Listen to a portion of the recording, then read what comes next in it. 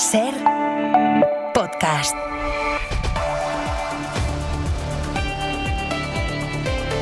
Ahora vamos con Ceuta, ahora entramos en la derivada judicial, política y humanitaria de esta llegada masiva de personas, pero es que no queremos que pase desapercibido, no podemos dejar de denunciar que en España se ha vuelto a producir otro asesinato machista, en este caso en Llanes, en Asturias. Un hombre, exguardia civil, ha matado a su expareja, que también era agente, en el cuartel. El hombre había sido condenado por violencia de género y ha muerto abatido por otros compañeros que intentaron frenar el ataque. Asturias, Silvia Rúa. La mujer asesinada estaba destinada en el cuartel de Llanes al que entró el agresor, su expareja, y que como ella también era guardia civil, en su caso destinado en Zamora. El hombre acabó también muerto tras ser abatido por otros agentes mientras intentaba huir, abriendo fuego contra los presentes. Además, también acabó herido otro agente al acudir en auxilio de la mujer y ser alcanzado por un disparo del atacante. Fuentes consultadas por la cadena SER señalan que la pareja estaba separada, pero que mantenían conflictos relacionados con los hijos de ambos y por asuntos patrimoniales. La víctima se encontraba en el sistema Biogen de protección de violencia de género. Y atención, porque en medio de la crisis por el cruce de más de 70.000 personas a Ceuta desde Marruecos, el presidente de la FIFA, Gianni Infantino, el amigo de Trump, ha ofrecido supuestamente a Marruecos la final del Mundial de 2030. Ya saben que la organiza junto con España y Portugal. Esto a cambio de que le apoye para seguir al frente de este organismo. Por lo menos esto cuenta The Times. Saben que Infantino intentó privatizar el Mundial, que hubo una rebelión de las federaciones, ahora mucha gente cree que debe irse, hay elecciones el año que viene, y ante todo esto, el periódico británico está contando pues este movimiento del que seguro, Tony López, ¿qué tal? Buenas tardes. ¿Qué tal, Pablo? Muy buenas. Del que seguro hablaremos en media hora, ¿no? En Hora 25 Deportes. Obviamente, porque ha sido la noticia de la tarde, nos hemos alarmado todos con esa noticia del Times. El presidente de la FIFA, Gianni Infantino, habría ofrecido a Marruecos, a Casablanca, la final del Mundial 2030 que organizan con España y Portugal a cambio del apoyo en esas elecciones el próximo 18 de marzo de las federaciones africanas. Casablanca se pondría entonces por delante de Madrid o Barcelona. Es verdad que esa noticia se ha ido diluyendo con el paso de los minutos, con el paso de las horas. De hecho, luego lo ampliamos, lo desarrollamos en Hora 25 Deportes. A las 8:30 los implicados o niegan o simplemente desconocen esta información. Pues de momento lo niegan. Gracias, Tony. Hasta ahora. Y antes de ir con el resto de información, el tiempo. Nuria Seró, buenas tardes. Hola, muy buenas tardes. Los chubascos que están afectando ahora mismo a la Ibérica turolense son muy intensos. Mucha precaución con esas tormentas. Mañana un día más los chubascos intensos afectarán especialmente a Aragón y Cataluña. Y de hecho en Cataluña las tormentas pueden ir acompañadas de granizo de gran tamaño. Mucha precaución en zonas inundables. Hoy las temperaturas máximas han superado los 40 grados en tan solo dos estaciones de la Agencia Estatal de Meteorología, en Coín, Málaga, y en la aldea de San Nicolás, Las Palmas. Por otro lado, en Oviedo se han quedado en 22 grados. Mañana las temperaturas diurnas subirán en el suroeste peninsular. Y mañana tendremos muchas nubes, especialmente en el extremo norte peninsular, y niebla densa en la Mariña Nucense. Y por la tarde, un día más en el este peninsular, tendremos chubascos y, como decíamos, tormentas fuertes en el nordeste. También esperamos algún chaparrón en Palma y seguirán soplando los alisios con intensidad en Canarias. Mañana la máxima llegará a los 39 grados en Córdoba, 32 en León y 31 en Valencia. Gracias, Nuria. Son las 8:03, 7:03 en Canarias. Empieza Hora 25. Y empieza con información de última hora, lo acabamos de saber, el rey Felipe VI va a recibir mañana al presidente de Ceuta en el Palacio de Maribén, en Baleares. María Majabacas, buenas tardes. Buenas tardes. No sé qué más sabemos de esta visita, qué se espera, por qué es ahí y no se desplaza el rey. ¿Qué información tenemos? Bueno, de momento sabemos que es allí porque es donde tiene el cuartel general, por decirlo de alguna forma, de la Zarzuela instalado en Mallorca, que funciona como una jefatura de Estado en vez de en Madrid, en Mallorca. Es decir, con equipos, etcétera, Con etcétera. equipos, está allí trasladado un equipo de vacaciones, por decirlo de alguna forma, de la Zarzuela, está allí y tiene el mismo nivel operativo que si estuvieran aquí en Madrid, en el Palacio de la Zarzuela. Ajá. La noticia es esa, es la reunión del rey con el presidente de Ceuta, evidentemente es al calor de los acontecimientos. Lo que tú me preguntabas, ¿por qué no va allí? He de decir que desde que es jefe de Estado, desde 2014, sí, Ceuta y Melilla son los dos únicos territorios autonómicos que el rey todavía no ha visitado. Vaya. También hay que decir que todos los viajes del rey son y tienen que estar refrendados,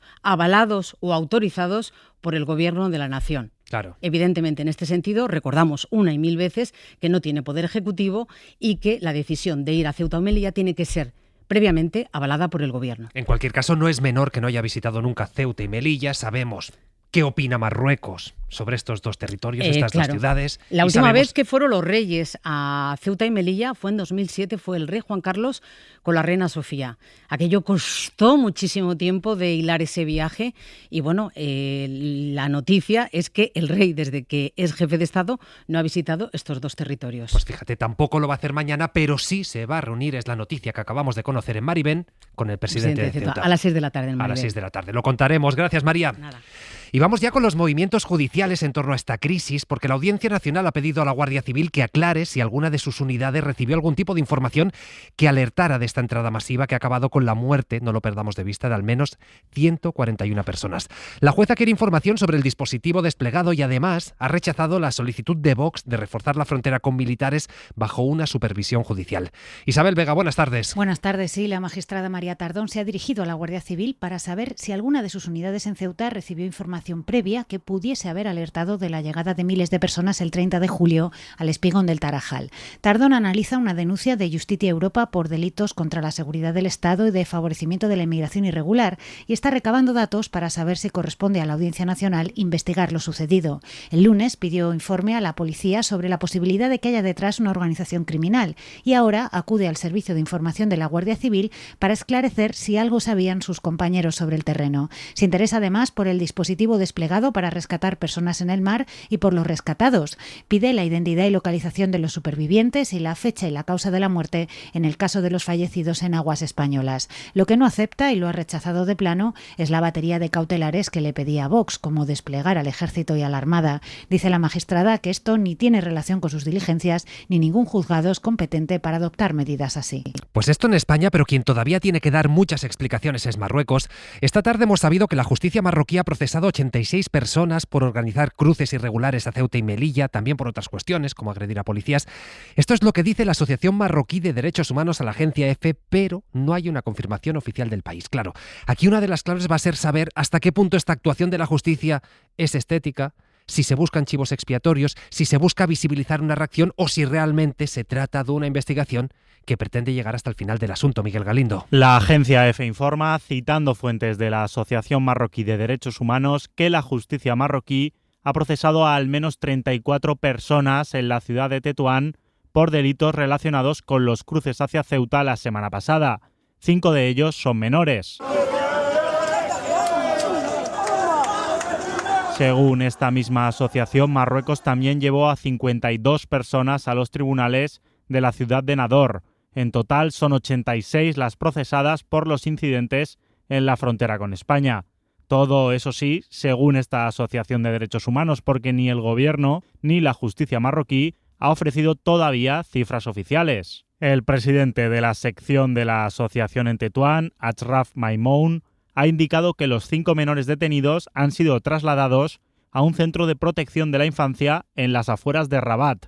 Los detenidos están acusados de delitos de rebelión, uso de armas, violencia contra la policía y daños a bienes públicos. La huelga que mantienen los abogados de Marruecos desde hace 2 semanas complica el seguimiento de los procesos relacionados con la crisis en Ceuta. Pues se calcula que precisamente ahí todavía hay unas 2.500 personas repartidas por la ciudad. La situación de los adultos, ya lo saben, es muy precaria, pero lo es todavía más la de los menores. Niños y adolescentes que siguen todavía en las naves del Tarajal, muchos malviviendo, otros escondidos por las calles. Hoy hemos sabido que la policía ha identificado ya a 528 de ellos, pero la cifra que se maneja es que hay más de 1.000. De hecho, la ciudad acaba de informar que tiene, pues eso, a más de 1.000 menores censados, y todo esto mientras los servicios de rescate están buscando cuerpos todavía en la costa. Radio Ceuta, Miguel Ángel Mendoza. Si contamos esos 528 que anunciaba el delegado del gobierno esta mañana tras reunirse con Policía y Guardia Civil y que había afiliado la policía, y sumamos los 1.017 tutelados por la ciudad que presentaba esta mañana, podríamos estar hablando de más de 1.500 menores de alguna manera controlados por los poderes públicos, cifra más que disparada, sin recursos para instalarlos, salvo que sean de emergencia, a los de emergencia que ya existen. Se pretenden habilitar 2 naves con capacidad para 500 menores y 2 colegios al que irían principalmente niñas. Colegios que deben, eso sí, abandonarse el 1 de septiembre para el inicio del curso escolar. A esta realidad de ubicación se une también los que se encuentran junto a adultos, durmiendo en colchones o cartones en la calle, en los polígonos industriales del Tarajal o en los montes, menores y adultos a los que se busca una solución pendiente del traslado, por ejemplo en el caso de los menores, a otras autonomías, movimiento que necesita, eso sí, de un trabajo individualizado para conocer sus condiciones. Mientras tanto, se sigue sobre el terreno por si aparecieran más cuerpos a pie de playa. Hasta ahora la cifra entre España y Marruecos sería de 142 muertos. Y en la ciudad hoy es festivo. A esta hora ya ha salido la Virgen de África, su patrona, en procesión, en un gesto de ánimo, nos decían en jornadas anteriores, para buscar recuperar esa normalidad perdida después de la entrada de alrededor de 80.000 personas por la frontera hace casi una semana. Pues hoy el Partido Popular y Vox han empezado a asumir que tendrán que acoger a estos menores si no quieren saltarse la ley. La vicesecretaria del PP, Alma Ezcurra, ha tenido que matizar las palabras de ayer de Tellado, que apuntó únicamente a la devolución de estos niños y niñas.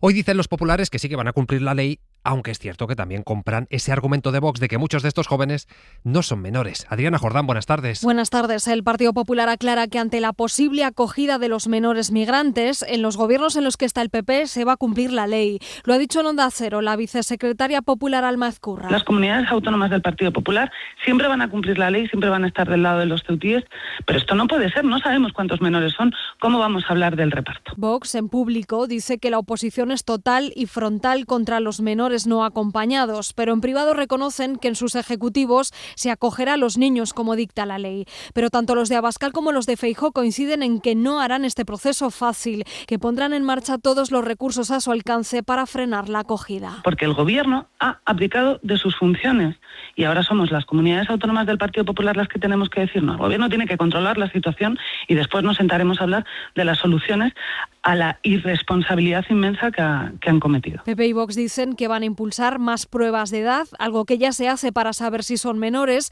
o que van a fomentar la reagrupación familiar. Esto es muchas veces imposible por la situación de vulnerabilidad de la que huyen estos niños en sus países de origen. Y ante esto el Gobierno habla de falta de humanidad y de solidaridad del Partido Popular, y ante la pregunta de ¿y si no acogen qué? Pues dicen que esperan no tener que llegar a este punto. Julia Molina, buenas tardes.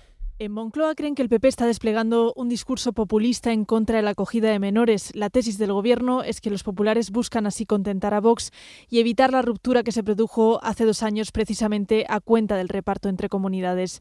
Aunque hoy el vicepresidente primero, Carlos Cuerpo, ha vuelto a recordar en Televisión Española que es obligatorio. Aquí se trata de cumplir la ley y es lo que espero que haga todo el mundo. Yo espero que no tengamos que entrar en ningún tipo de conflicto, en este caso jurídico o judicial en materia de cumplimiento. Lo que yo creo que tiene que tener todo el mundo claro es que el Partido Popular y los gobiernos gobernados por el Partido Popular tienen que cumplir la ley al igual que el resto. Fuentes del Gobierno acusan al PP de falta de humanidad y solidaridad, pero repiten que más allá de las críticas, todas las comunidades deberán cumplir con la ley. Y es verdad que ahora el escenario es distinto al de 2021 precisamente por eso, porque ahora hay un texto legal que obliga a las comunidades a acoger a estos menores cuando las capacidades de los lugares de destino están desbordadas. Julia, ¿exactamente qué dice el texto? La ley se reformó hace un año para que cuando una comunidad o una ciudad autónoma entren en situación de contingencia migratoria extraordinaria, el Estado promueva un reparto entre las distintas comunidades obligatorio para que el sistema no se tensione únicamente en las autonomías a las que llegan. Para derivarlos a otras partes de España, el Gobierno fijó unos criterios para medir la capacidad que tenía cada región. A lo que más peso se le dio es a la cantidad de habitantes que tiene, por eso Andalucía es ahora mismo la comunidad a la que más menores se permite acoger, pero hay otros como la tasa de paro o la renta per cápita de los hogares en esa zona. Con esa lista en la mano, las únicas que están en situación extraordinaria, es decir, que triplican su capacidad, son Ceuta, que ya lo estaba antes de esta crisis, Melilla y Canarias. Otras, sin embargo, como Extremadura o Aragón, acogen ahora mismo a menos de la mitad de los que se pueden permitir. Y sobre el famoso ático de lujo que compró el gobierno madrileño, hoy Ayuso viene a decir: esto no va conmigo, en todo caso pregúntele a mi consejero de presidencia. Radio Madrid, Ana Iriarte. Y es que la presidenta sigue echando balones fuera sobre la operación del ático de Chamberí. Directamente dice que las explicaciones las tiene que dar su consejero de presidencia. Pues yo les tengo que remitir a la Consejería de Presidencia, entre otras cosas, porque es quien tiene no solo la información detallada, sino que tiene también los canales de comunicación a tal efecto. Ayuso va más allá. que no es su competencia. Planifica Madrid a lo largo de todo el año, compra y vende inmuebles y de ello no tengo la menor idea porque no es mi competencia saberlo. Sí que estén los consejeros de cada organismo encima de ello.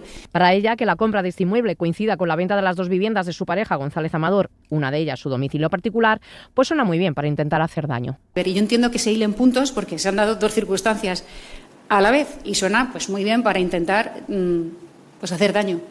Sería muy poco inteligente que a estas alturas de mi vida política en la Comunidad de Madrid me buscara una casa de la que además no me puedo esconder.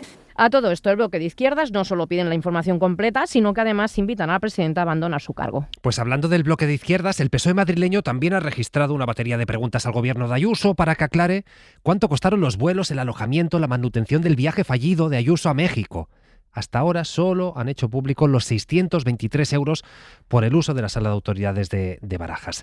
Y en Andalucía es enorme el revuelo que hay después de que el PP, lo contábamos ayer, el PP de Juanma Moreno, el que no se quería meter en líos, haya cedido a Vox el servicio para valorar a las víctimas de violencia machista. Además de la oposición, hoy varias entidades y organizaciones han pedido una rectificación, por lo menos una explicación, al presidente andaluz. Enrique Carneado, Radio Sevilla, buenas tardes. Buenas tardes. Entre las reacciones, la del Fórum Feminista de Sevilla, que advierte que las mujeres pueden pagar hasta con sus vidas el hecho de que las políticas de violencia machista en el ámbito judicial estén en manos de Vox. Su presidenta, Teresa García, también denuncia que el Instituto Andaluz de la Mujer pretenda eliminar la atención psicológica especializada a las adolescentes víctimas. Que estos pasos que se están dando por parte de la Junta de Andalucía, tanto con respecto al tema de la justicia como con respecto a eliminar la especialización de atención psicológica a mujeres jóvenes, caminan en un mal sentido y que las mujeres andaluzas pagaremos sobre nuestras vidas y sobre nosotras el gobierno de la Junta de Andalucía con Vox. Otra reacción ha sido la del sindicato Comisiones Obreras. Su secretaria regional, Nuria López, exige al presidente andaluza, Moreno Bonilla, una rectificación inmediata. Juanma Moreno no ha tardado ni un mes en abandonar a las mujeres de Andalucía y entregarse al negacionismo de su socio ultra. Tenemos muy claro que no vamos a permitir que se niegue la violencia de género y tampoco vamos a permitir que se meta miedo y coacciones al conjunto de todos los profesionales que existen, que tienen que valorar y acompañar a las mujeres que dan el paso de denuncia. Al respecto, la Junta de Andalucía ha nombrado a Rosalía Espinosa como nueva directora del Instituto Andaluz de la Mujer. Es abogada licenciada en Derecho por la Universidad de Granada. Y todavía en Andalucía, la Fiscalía de Sevilla va a denunciar al agitador ultra Vito Quiles por una presunta estafa en la recaudación de donaciones que, en teoría, iban destinadas a niños y niñas víctimas de la Dana de Valencia. La decisión del Ministerio Público llega después de una denuncia de Facua. Enrique. Facua presentó su denuncia el pasado 20 de julio y la Fiscalía 3 días después abrió diligencias de investigación y dictó un decreto de conclusión y denuncia por el que pone el caso en manos de la sección de instrucción del Tribunal de Instancia de Sevilla contra el agitador mediático Vito Quiles por posible estafa en la recaudación de donaciones para niños víctimas de la Dana de Valencia y becas para jóvenes. La denuncia de Facua señala cómo el 1 de enero de 2025 Quiles comenzó a pedir dinero desde su canal de Telegram para repartir juguetes y obsequios a niños de los municipios afectados por la Dana. También señalan que viene captando donaciones desde el pasado junio con el reclamo de que irán destinadas tanto a financiar la publicación de sus contenidos como a becas para jóvenes, sin aclarar cómo determinará qué cantidades irán para una y otra finalidad. Rubén Sánchez, secretario general de Facua. ¿Y qué es lo que ocurre? Pues que el dinero siempre va a su cuenta bancaria, no se diferencia una finalidad de otra y por lo tanto ahí puede haber un delito de estafa. Y es que estas donaciones iban a parar a la misma cuenta bancaria en la que desde julio de 2022 ingresaba dinero de sus seguidores para financiar sus propias actividades. Israel ha decidido esta tarde saltarse la tregua que prometió a Donald Trump en el Líbano y ha bombardeado 2 localidades del sur del país. Dice el ejército de Netanyahu que ha sido Hezbollah quien ha incumplido el alto al fuego, pero en fin, esto es una nueva espiral del conflicto en Oriente Próximo que llega justo cuando Irán ha anunciado un acuerdo con Omán para reabrir el estrecho de Hormuz. Informa para la SER Elena Pelicano. Buenas tardes. Los ataques regresan al sur del Líbano. El ejército israelí ha lanzado bombardeos selectivos contra la localidad de Tibnin, con un muerto y una docena de heridos, en respuesta a lo que llaman una violación de la tregua por parte de Hezbollah. El ataque llega apenas un día después de la última ronda de negociaciones entre Israel y Líbano en Roma, mediadas por Estados Unidos, y pone en duda la fragilidad del acuerdo de seguridad firmado el pasado 26 de junio. Un frente que se conecta directamente con otro, el de Irán y el estrecho de Hormuz, clave en el pulso con Washington. Teherán asegura haber avanzado en un nuevo trazado de navegación junto a Omán, aunque insiste en una condición innegociable. Así lo explicó el portavoz de Exteriores iraní Ismail Baghei. Por su parte, Trump exige que el estrecho reabra muy pronto y avisa, si no ocurre, la respuesta militar será muy dura. Pues Trump amenazando de nuevo. En Alemania, máxima alerta después de que la policía haya desactivado un dron bomba que cayó junto a un avión de carga ucraniano en el aeropuerto de Leipzig. Es el segundo incidente en menos de 24 horas, en un momento en el que se están incrementando los bombardeos entre Rusia y Ucrania. Ana Barrena, buenas tardes. Las autoridades alemanas investigan este miércoles un posible acto de sabotaje tras el hallazgo de un dron con un artefacto explosivo junto a un avión de carga ucraniano en el aeropuerto de Leipzig, el mayor centro logístico de DHL en Europa. Los investigadores confirman que el dron llevaba una carga explosiva, aunque el detonador falló y pudo ser desactivado. También analizan si guarda relación con el impacto que sufrió poco después un avión de carga de DHL tras despegar del mismo aeropuerto y que obligó a un aterrizaje de emergencia en Hannover. De momento no hay pruebas de un vínculo directo, pero la Fiscalía Antiterrorista ya dirige la investigación. La OTAN asegura seguir el caso muy de cerca. El canciller Merz evita señalar responsables, aunque habla de un posible ataque híbrido por el patrón de amenazas contra infraestructuras críticas, atribuidas en los últimos años a redes próximas a Rusia. El ministro de Interior ha interrumpido sus vacaciones para coordinar la respuesta y ha convocado una reunión extraordinaria con los servicios de seguridad. Y sobre el terreno, en Ucrania, se recrudecen los ataques a civiles. Han muerto al menos 21 personas en uno de los peores ataques a Kiev por parte de Rusia. Zelensky, de hecho, está pidiendo ayuda a sus socios porque los sistemas para interceptar estos drones y misiles están mostrando síntomas de agotamiento. Y más asuntos, el gobierno británico ha elevado la alerta sobre los sistemas de inteligencia artificial de las empresas Anthropic y OpenAI. Han detectado que un sistema autónomo creó identidades falsas para hacerse pasar por una persona e intentó manipular a humanos durante unas pruebas de seguridad hechas por un organismo oficial de Reino Unido. Da un poco de miedo. Informa para la SER, Natasha Kenner. Los modelos de inteligencia artificial, OpenAI y Anthropic, recurrieron a conductas peligrosas durante una prueba impulsada por el Instituto Británico de Seguridad de la IA. Se detectó que los agentes autónomos intentaron insertar códigos maliciosos en un sistema, creando identidades falsas en línea y presionando a personas. La entidad publicó un comunicado asegurando que es la primera vez que se ve el engaño manifestarse tan claramente en el mundo real. Jake Moore, asesor global de ciberseguridad del Reino Unido, dice que el hecho es impactante. Asegura además que las empresas de origen deben ser las que velen por mayores estándares. El incidente fue el 28 de julio y se originó a partir de una evaluación en la que se asignó a los agentes la tarea de resolver un desafío de ciberseguridad. Si bien esto se trató de una prueba, la entidad británica insistió en que hay que estar preparados con el rápido avance de la inteligencia artificial. Mediante un comunicado, OpenAI expresó que estos incidentes subrayan la importancia de colaborar en toda la industria, mientras que Anthropic agradeció al Reino Unido y aseguró estar impulsando su propia investigación. Y una noticia esperanzadora que hemos conocido esta tarde: la mortalidad por cáncer de colon en el País Vasco ha bajado un 50%. Se ha reducido a la mitad entre personas de 50 a 69 años desde la puesta en marcha del programa de cribado. Es la conclusión de un estudio que confirma, coinciden los expertos, en el potencial de esta detección precoz para salvar vidas. Marina Fernández. Solo 3 años después de la implantación de los cribados en Euskadi, en 2009, el estudio detecta un cambio claro en la tendencia de la mortalidad por cáncer colorectal. Y 21 años más tarde, en 2024, la reducción es más que significativa. Bajan un 50% las muertes entre las personas que se podían acoger a estas pruebas preventivas entre los 50 y los 69 años. Es un estudio retrospectivo a gran escala y de largo seguimiento. Incluye a prácticamente toda la población de Euskadi, más de 2 millones de personas, durante más de 2 décadas. Lo publica la revista de la Asociación Médica Estadounidense y lo lidera el especialista Luis Bujanda, investigador del CIBER y del Instituto BioGipuzkoa. Para los especialistas, como apuntan en Science Media Center, subraya la importancia de un sistema de salud público con políticas sólidas de prevención y cribado del cáncer. Sanidad acaba de ampliar, recordamos, a los 74 años los cribados para este tipo de tumores, que tienen una implantación y un seguimiento muy desiguales en función de los territorios. En Euskadi, la participación en esos cribados supera el 70%, pero a nivel nacional ronda tan solo el 43%, según la Sociedad Española de Epidemiología.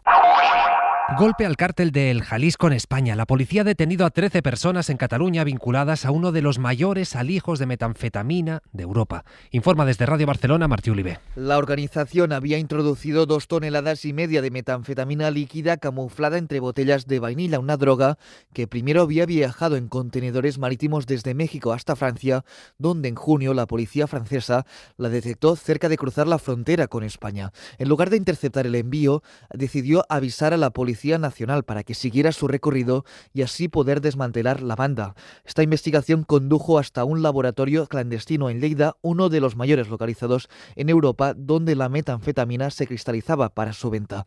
Alejandro Martín, inspector jefe, cuenta las dificultades para desmontarlo. Hay que entrar en el momento adecuado. Se dan cuenta en 3 días 800 kilos. Si te descuidas, han terminado. Y si te adelantas, no han empezado. En el mercado esta droga se paga a unos 54 euros por kilo. La policía advierte que la metanfetamina en España, que antes era una amenaza, ya se ha convertido en realidad. Y la policía ha detenido en Madrid a uno de los fugitivos más buscados del Reino Unido, acusado de varias agresiones sexuales en su país.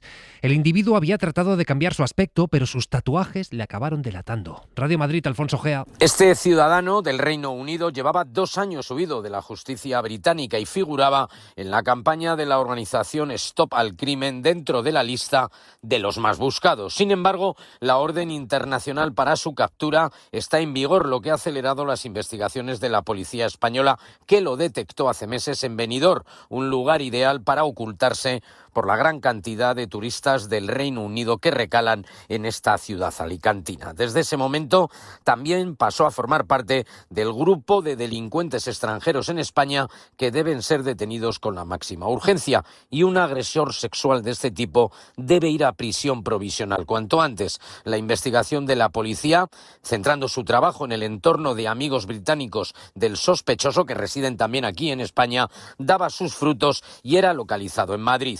Aunque había cambiado su aspecto, una serie de tatuajes en su piel llevaban a los agentes a identificarle sin duda. El pasado sábado era detenido en los alrededores de una zona de bares del centro de Madrid. Se encuentra ya a la espera de su extradición por varios delitos de agresión sexual. Y si son románticos, si son de correspondencia, esto no les va a gustar. Por primera vez en la historia de España se han enviado más paquetes que cartas. El año pasado se mandaron 1.300 millones de paquetes, mientras que el número de cartas se cifraron en algo más de 1.100. Lorena Carramolino. Los envíos de paquetes han crecido un 10% en 2025 si lo comparamos con el año anterior, y el envío de cartas, en cambio, ha descendido interanualmente un 8%. Son datos del informe del sector postal, que también nos da cifras económicas. El envío de paquetería es más rentable. Obtuvo 7.325 millones de ingresos y el sector postal menos de 1.150 millones de euros. En cuanto al tipo de paquete, 2 de cada 3 son pequeños, de menos de 2 kilos, y un 61% de los usuarios ha recibido en el último año paquetería que viene del comercio electrónico, mientras solo un 10% de los usuarios ha recibido paquetes relacionados con otra cuestión. También seguimos prefiriendo que nos lleguen a casa, porque el 86% de los paquetes que se han entregado ha sido servicio a domicilio. Y está ya en marcha uno de los festivales del año en nuestro país, el Sonorama, con Leiva, Guitarrica de la Fuente, Love of Lesbian. Estos son solo algunos de los artistas, porque todavía hay que decir que le quedan sorpresas por anunciar. Radio Aranda, Vicente Herrero, buenas tardes. Hola, buenas tardes. Ya está en marcha la 29ª edición de un festival que tiene un público muy heterogéneo, como su propio cartel de artistas. Son 5 días seguidos de conciertos para deleite de los asiduos o de quienes pisan Aranda de Duero por primera vez. Llevamos ya viniendo igual 7 años y nada, nos encanta. La verdad que muy bien, un festival muy variado, acogedor. La primera vez y esperemos que no la última. Nos han hablado muy bien del Sonorama. Su experiencia fue tan buena que venimos este año. Me ha engañado. La organización calcula que el festival tiene un impacto económico de 30 millones de euros, pero más allá de las cifras destaca el carácter intergeneracional de un festival donde se crean pequeñas familias, amistades, donde ante todo prima el buen rollo y la alegría. La procedencia del público es muy variada y también con gustos musicales muy diversos, aunque para algunos esto último es lo de menos. Mira, sobre todo Leiva, la moda, la Dilla rusa. No he visto el cartel, yo vengo a la aventura. Yo he dicho, a mí me da igual quien venga, yo voy a bailar y a pasarlo bien. Hoy es la jornada inaugural, pero en el cartel ya hay artistas de primera fila como La Cabra Mecánica, que actúa hasta ahora, o Bebe, que lo hará a continuación. Para no perderte ningún episodio, síguenos en la aplicación o la web de la SER, Podium Podcast o tu plataforma de audio favorita.